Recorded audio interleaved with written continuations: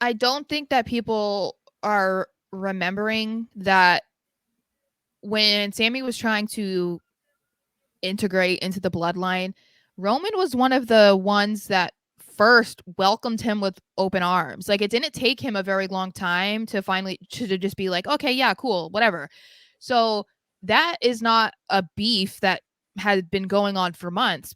People are forgetting that Sami had issues with Jay. So like that's a big part of the storyline too, because Jay immediately hated him, didn't like him. They didn't get along for Oh my, months. that was the And whole then it was a storyline for huge months. deal when he finally accepted him and was calling him Sammy Uso. Then, we've seen him, he defended him in the tribal court. He's defending him after the Rumble, like by not participating and beating him up. He came out at Elimination Chamber and it seemed like he was going to be defending Sammy. Pause that for a second. I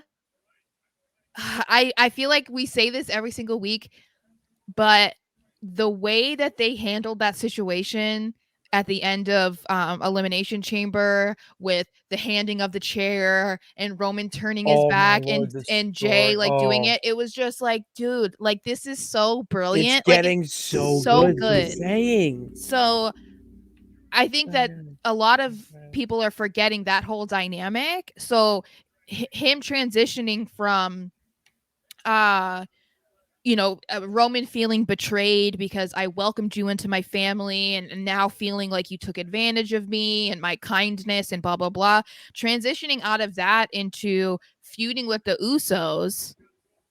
I don't feel like it's a huge jump from one thing to the other. And I understand people's frustration because they wanted to see Sammy as the champion. I understand their disappointment and that's not what's happening.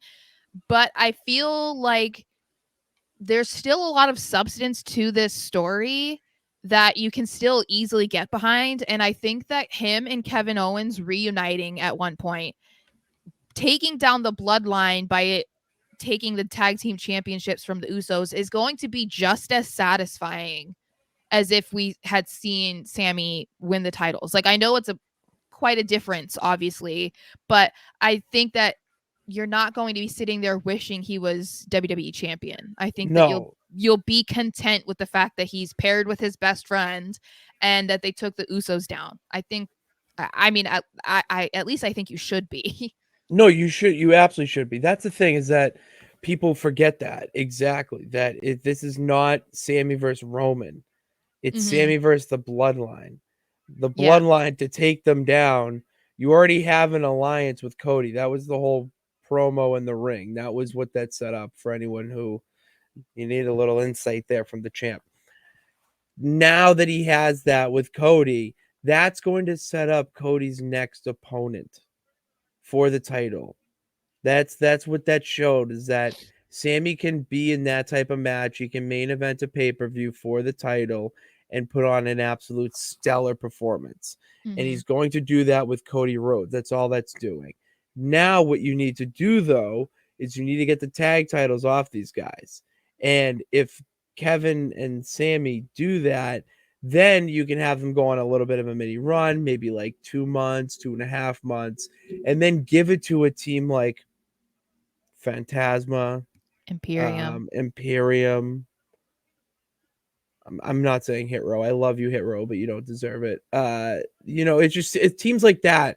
Even teams on Raw that'd be, more deserving. I don't know. They're just that's the way you do it, where it resets. It is the big reset button. Is KO Sammy versus the Usos at Mania, and then Roman Cody. It's just that's Well, what cuz makes sense. what